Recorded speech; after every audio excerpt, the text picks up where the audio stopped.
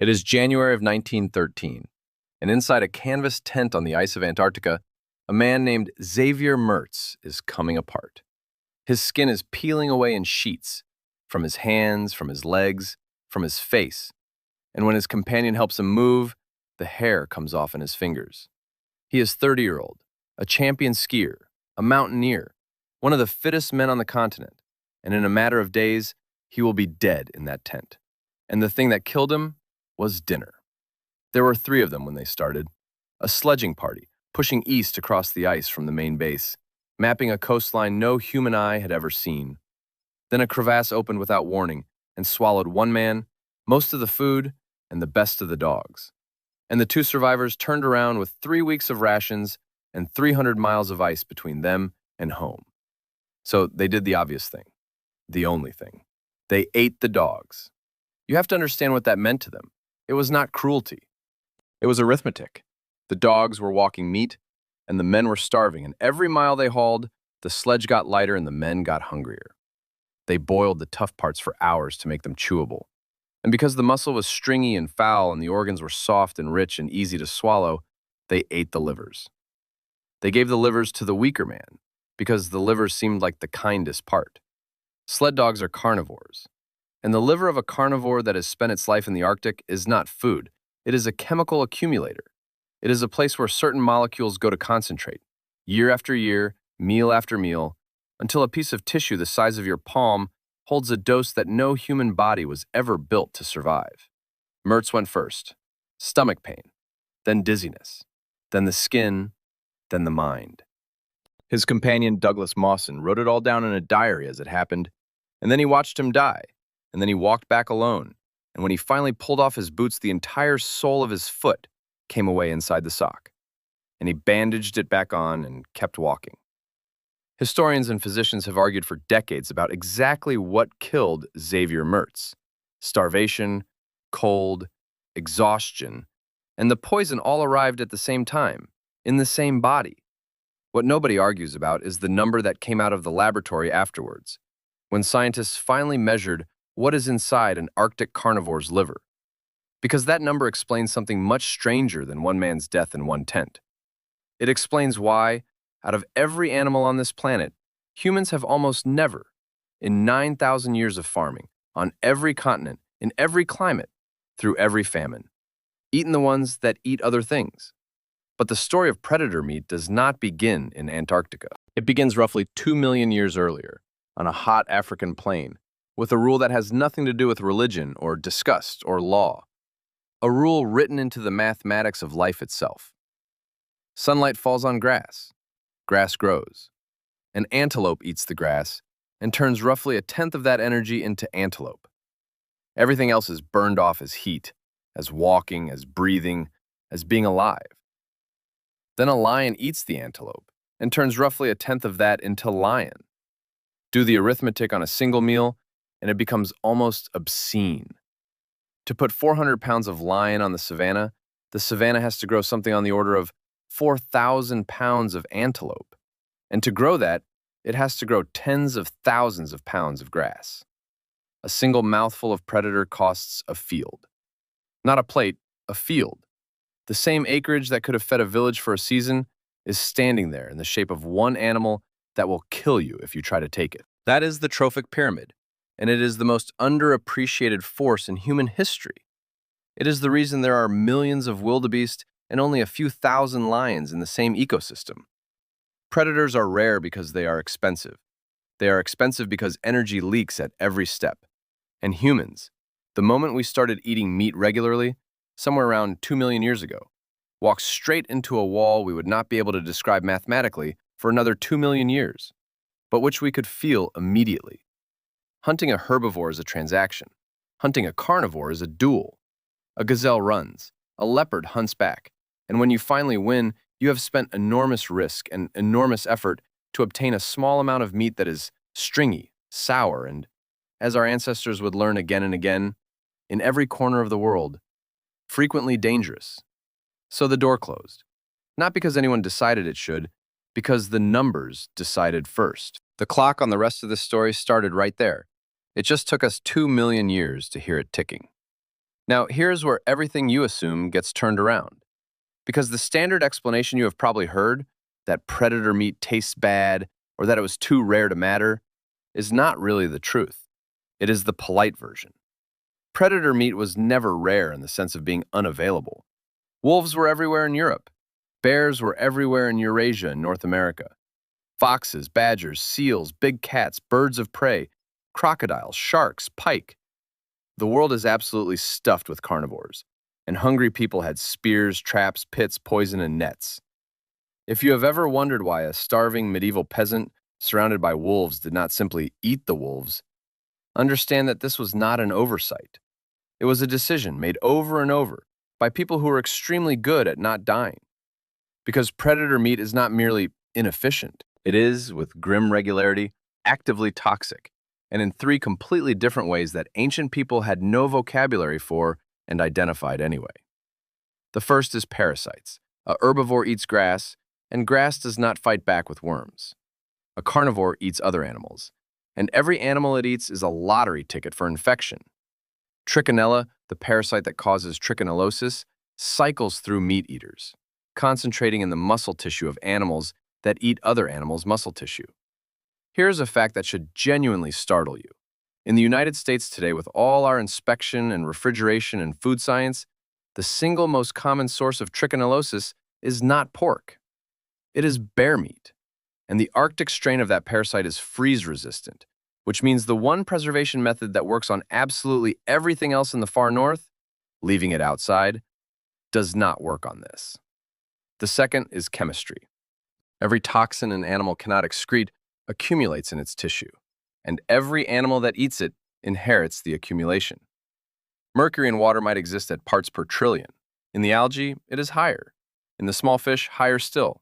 In the big fish, higher. In the shark, or the swordfish, or the seal, or the polar bear, it can be concentrated something like 1,000,000-fold. The water is clean enough to swim in. The animal at the top of that water is a battery of poison. Eating high on the food chain means eating everything the food chain ever swallowed. And the third is the one that killed Xavier Mertz: vitamin A. In herbivores, vitamin A arrives as a precursor from plants, and the body converts what it needs. In carnivores, it arrives already made, retinol, preformed, ready to use, and impossible to simply throw away.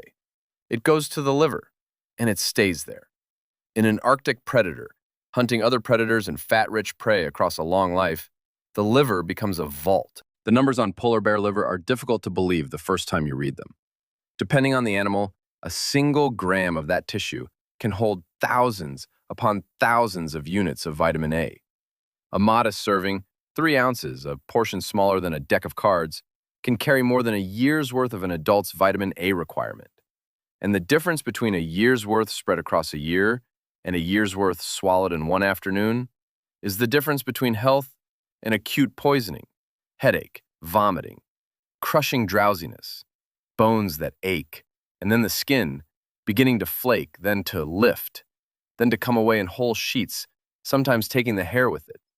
Ancient peoples could not have told you what retinol was.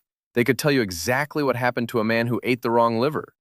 And in the Arctic, the people who knew this best had turned that knowledge into law. The Inuit and their ancestors did something that deserves to be called what it is: one of the most sophisticated applied nutrition systems any human culture has ever built, developed without laboratories, without written language, without a single chemical assay, in the harshest inhabited environment on the planet.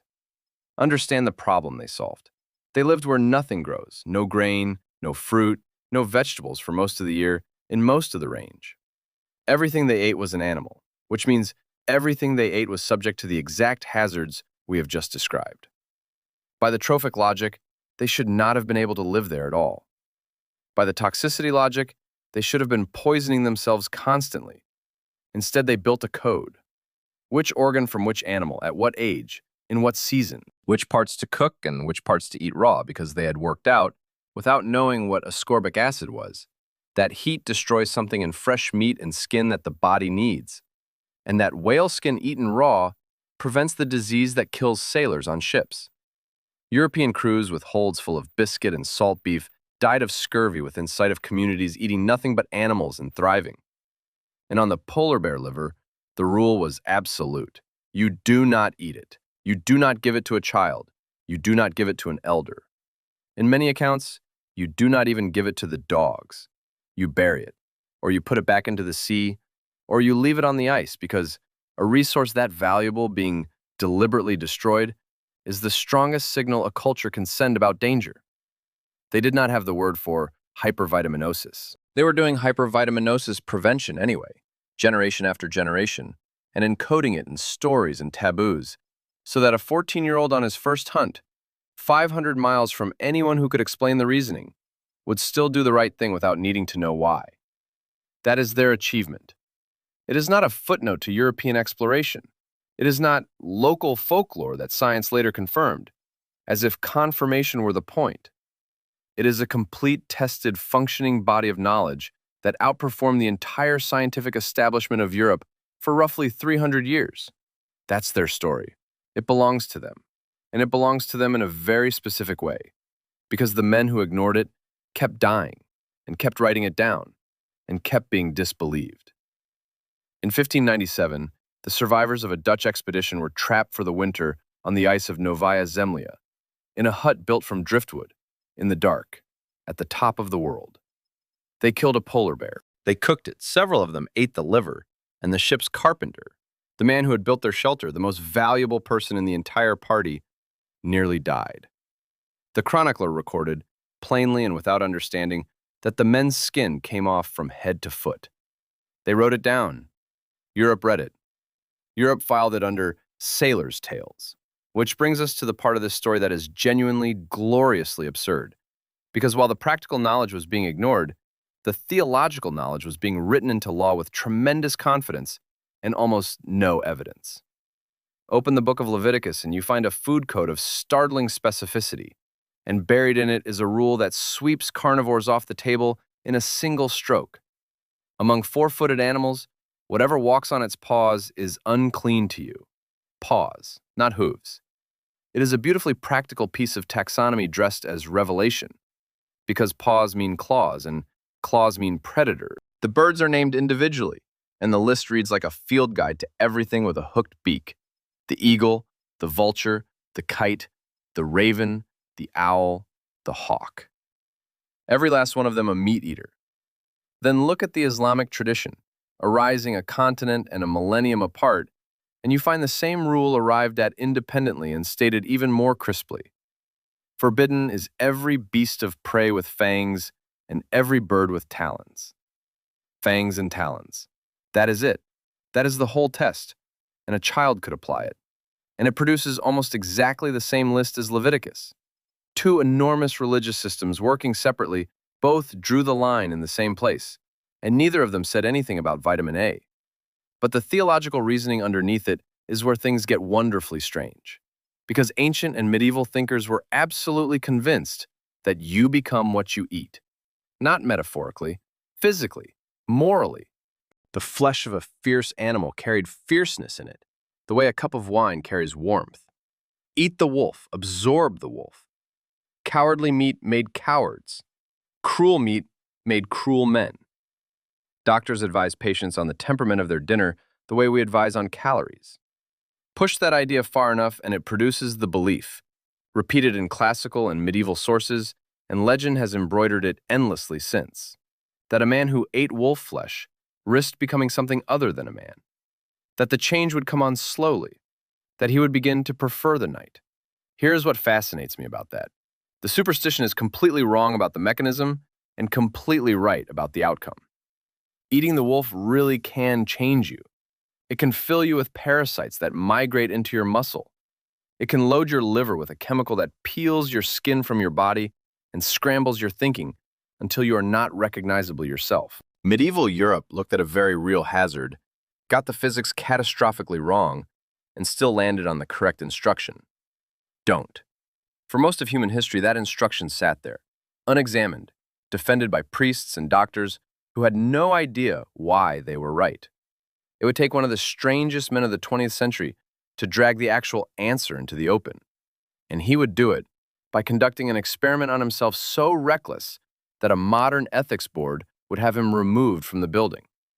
His name was Vilhjalmur Stefansson.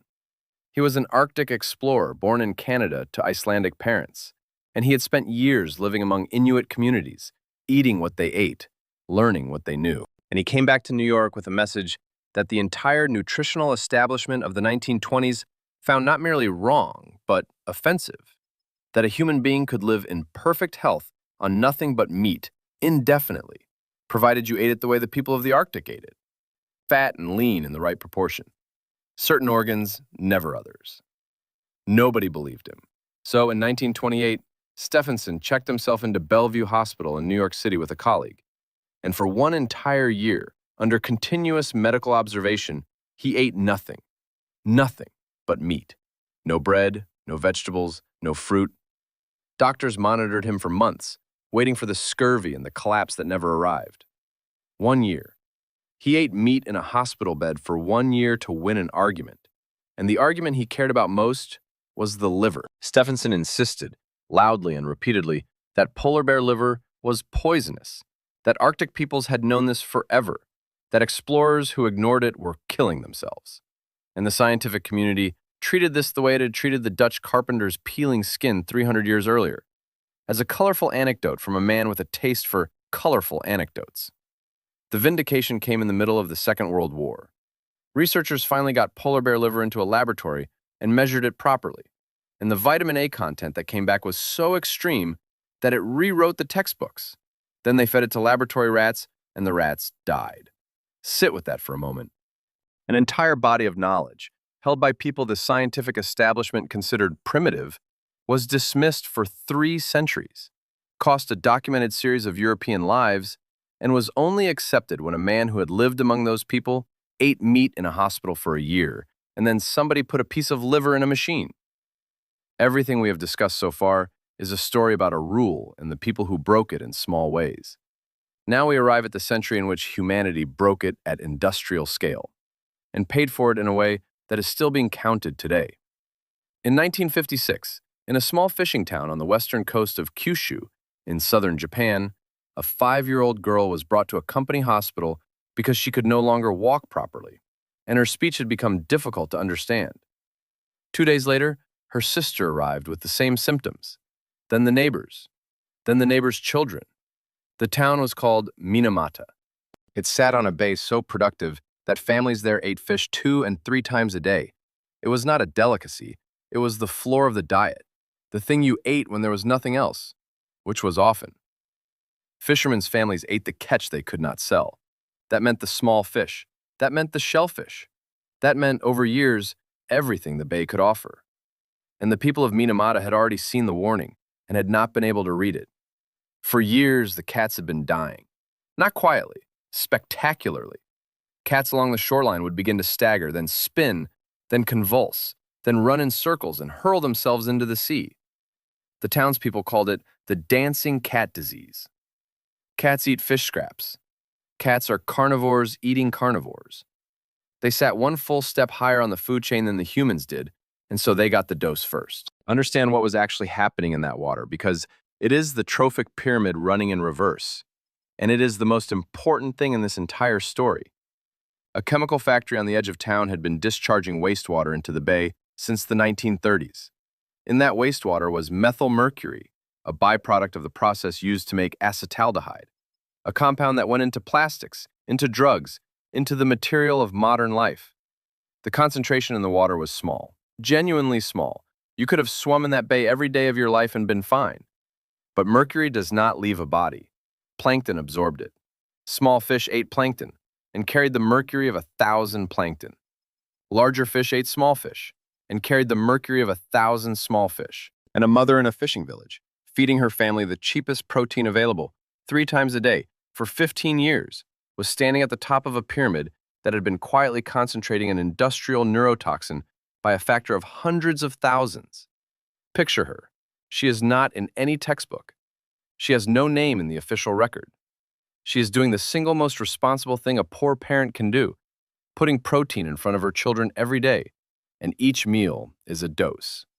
She is pregnant, and she does not know that methyl mercury crosses the placenta, and that it crosses so efficiently that the child will emerge with more of it than she carries herself. She will give birth to a baby who cannot hold up its head, who will never speak, whose limbs will curl and stay curled. They gave that condition a name: congenital Minamata disease. Children poisoned before their first breath by a meal their mother ate. This is the part that should make you angry. Not because a chemical leaked. Accidents happen, and the 20th century is full of them. It should make you angry because of what came next, and what came next was not an accident at all. In 1958, the company running that factory made an adjustment to its wastewater outlet. The effluent was moved so that it discharged into the mouth of the Minamata River, rather than into the bay it had been fouling for 25 years. This decision seemed small at the time. It was not. What it did was open a second front. The poisoning spread along the coast into fishing communities that had been untouched, and people who had never lived near the factory at all began to stagger and lose their sight and lose their speech. Moving the pipe did not reduce the mercury by a single gram. It simply redistributed who received it. And the company knew. That is the part that transforms this from a tragedy into a crime. The factory was Chiso Corporation, and Chiso had a hospital, and that hospital had a director named Hajime Hosokawa. Hosokawa was the physician who first reported the strange new disease in 1956. And he did what a good doctor does. He went looking for the cause. He built a laboratory. He obtained wastewater directly from the factory's own acetaldehyde process. And he began feeding it to cats. In October of 1959, one of those cats developed the disease, the convulsions, the staggering, the spinning. The animal was recorded by number, cat 400. And in that single caged animal was the complete answer to the question that had paralyzed an entire country for 3 years. The factory's own effluent, fed to a cat, produced the exact illness that was destroying the town outside the factory gates. Hosokawa reported it internally, and Chiso's management ordered the experiments stopped, and the results were not released. Think about what that means in practice. It means that from the autumn of 1959 onward, every additional case in Minamata, every child born unable to speak, every fisherman who lost his hands to tremors, every person certified in the decades that followed, occurred after the answer already existed, written down, inside a company building, in a locked drawer. The discharge continued into 1968. 9 more years. 9 more years of pumping after Cat 400. Chiso's public position through all of this was that the cause was unknown, that other explanations were possible, that more study was needed. The language of doubt, deployed not in private but in official statements, to regulators, to press, to the families of the dying. Meanwhile, the company negotiated settlements with victims that included clauses waiving future claims, signed by people who did not yet know what they were signing away, because nobody had told them what the disease was, or how many of them there would be. Hosokawa himself carried it for 11 years. In 1970, dying of cancer, he gave testimony from a hospital bed about what his cat experiments had shown and what had been done with the results. He died months later. It is one of the very few moments in this entire story where an insider chose the truth over the institution, and he had to be terminal to do it. Today, the officially certified count stands at over 2,200 victims, of whom more than 1,700 have died. Over 10,000 more people have received some form of compensation without ever being formally certified, because certification was made narrow, and the criteria were fought over for decades, and the fighting outlived most of the people it was about. Applications are still being filed. Court cases are still being heard. The bay had to be dredged and its sediment sealed under a landfill. That landfill is still there, holding poison that has to stay held. The mercury was chemistry. The scale of the dying was policy. And here's the thing that connects Minamata directly back to a tent in Antarctica and a hut on Novaya Zemlya. Nobody in that town was eating a predator in the sense we have been discussing. They were eating fish. But the fish they ate had eaten fish, which had eaten fish, and the ancient rule does not care about fangs or claws. It cares about position. How high are you eating? Because everything below you is being distilled into what is on your plate. Now, if the rule is that strong, you would expect humanity to have obeyed it perfectly. We did not. And the exceptions are the most interesting part of this whole story, because of how we made them work. Humans have eaten carnivores regularly in some places, but look closely at almost every case where a meat-eating animal became a farmed food source, and you find the same trick, invented independently on opposite sides of the planet. In central Mexico, the Aztecs raised dogs for meat, hairless dogs, sold in the great markets, served at feasts, a genuine part of the food system. But those dogs were not fed on meat. They were fed on maize. In Hawaii, Polynesians raised dogs for the same purpose and fed them poi, the pounded taro paste, until the animals were so thoroughly plant-fed that European visitors remarked on how unlike other dogs they seemed. Do you see the move? On two different continents, with no contact between them, humans looked at a carnivore and solved the trophic problem in the only way it can be solved. They stopped it from being a carnivore. They demoted it. They took an animal from the second floor of the food chain and manually walked it back down to the ground floor. And only then did they eat it. That is the hidden rule underneath the taboo. And it is the thing I have never once heard said out loud. We were never really refusing predators. We were refusing to pay for them. And whenever we wanted one badly enough, we did not break the rule. We cheated the animal out of its trophic level first, which makes the last 70 years genuinely unprecedented in human history. Because in the 20th century, we finally did the opposite, at scale, on purpose. Consider farmed salmon. Salmon are predators. They are built to eat other fish, and no amount of husbandry changes that. So to farm them, the industry has to catch wild fish, grind them into meal and oil, and feed them to captive fish. For years, it took multiple pounds of wild ocean fish to produce a single pound of farmed salmon. Roughly a fifth of everything hauled out of the world's oceans never reaches a human plate at all. It is reduced to powder and fed to animals. We built an entire global industry on the exact economic proposition our ancestors spent 2 million years avoiding. Or consider what happened when we ran the trick backwards on cattle. In the 20th century, British farmers were sold a feed supplement made from rendered animal remains. Protein, cheap, efficient. It made herbivores into carnivores, and in some cases into cannibals. And somewhere in that loop, a misfolded protein got in and could not be cooked, frozen, or sterilized out. Bovine spongiform encephalopathy, mad cow disease. Over 4 million cattle destroyed in Britain, beef banned across borders, and in humans, a variant form that killed fewer than 200 people in the UK, but did it by dissolving their brains over months, in patients in their 20s. We had a rule against eating high on the chain. We forced cattle to break it, and the chain answered. The same logic wrote the most haunting medical story of the 20th century in the highlands of Papua New Guinea, where the Fore people practiced a mortuary custom of consuming their dead as an act of love and respect. The highest possible position on the food chain. Humans eating humans. What traveled through those meals was another misfolded protein, and it produced a disease called Kuru that killed something like 2,700 people, mostly women and children, with an incubation period that could stretch beyond 40 years. Cases were still appearing decades after the practice had ended. The custom stopped in the late 1950s.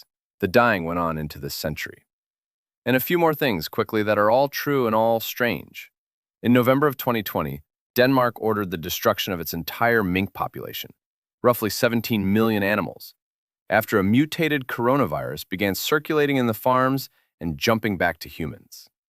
Mink are carnivores, farmed at density, fed on fish and poultry byproducts. The culled animals were buried in shallow mass graves in Jutland. And then, as decomposition gases built up in the bodies, some of them rose back out of the ground. Denmark had to dig up millions of mink and burn them. Farming predators produced a plague, and then the plague refused to stay buried. Lion meat is legal to sell in the United States. It is not federally inspected the way beef is, and a handful of American restaurants have put lion burgers and lion tacos on the menu. And every single time, the response has been so ferocious that the item usually disappears within days. And that trichinellosis statistic bears repeating, because it is the ancient rule reaching directly into the present day in modern America with inspection and refrigeration and food science. The leading source of that parasite is bear. Think about that for a second. 9,000 years of agriculture. We have domesticated the aurochs into cattle, the boar into pigs, the jungle fowl into a bird that outnumbers us by a factor of 3. We have farmed insects, algae, fungus, and fish. We have put livestock on ships, on trains, on aircraft, and yes, we have sent animals into orbit. And out of the entire animal kingdom, there is one category we never turned into livestock. Not because we lack the skill, but because the sun does not deliver enough energy to make it worth doing. The taboo in the holy books, the disgust at the dinner table, the peeling skin of Dutch sailors, the buried polar bear liver on the ice, the dancing cats of Minamata. These are not separate stories. They are the same rule, discovered over and over, by people who could not have explained it, encoded as law, as religion, as custom, as revulsion. Every one of those cultures was doing thermodynamics without knowing the word for it. And in the end, we come back to a tent on the ice in January of 1913, and a 30-year-old man losing his skin in sheets, dying not of cold and not of hunger, but of hospitality, of being given the softest, richest, easiest part of the animal, because his friend thought it was the kindest thing to hand him. Xavier Mertz was killed by a rule older than agriculture, older than religion, older than our species. A rule that the people who lived on that kind of ice had known and obeyed for thousands of years, and that Europe would not accept until a man ate meat in a New York hospital for a year to prove it. The knowledge existed. It had existed the whole time. It simply was not in the language, or the books, or the training of the men on that sledge. The next time you look at a menu and really notice, that there is not a single predator on it, anywhere, in a country with the most aggressive food industry in human history, understand that you are looking at the oldest surviving law on Earth, not written by anyone, not enforced by anyone, just true, everywhere, always, since the first sunlight fell on the first blade of grass. You will never look at meat the same way again. Now I want to hear from you, and I want you to pick one. Drop a comment telling us which of these hit you hardest. Cat number 400 and the 9 years of silence that followed it. The 17 million buried mink that came back up out of the Danish ground, or the Aztec and Hawaiian solution, farming a predator by quietly turning it into a vegetarian first. One horror, one nightmare, one piece of ancient cleverness. I genuinely want to know which one you are still thinking about tomorrow.